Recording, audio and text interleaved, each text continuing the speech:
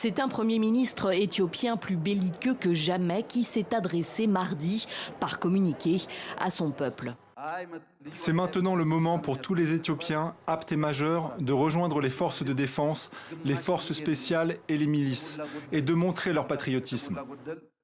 Un appel à la mobilisation générale pour, dit-il, mettre un terme au conflit au Tigré qui dure depuis 9 mois maintenant.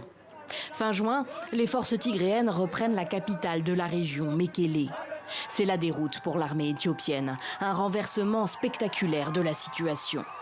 Les troupes rebelles regagnent ensuite une grande partie du territoire du Tigré et poursuivent leur offensive dans 2 régions voisines, l'Amara au sud et l'Afar à l'est.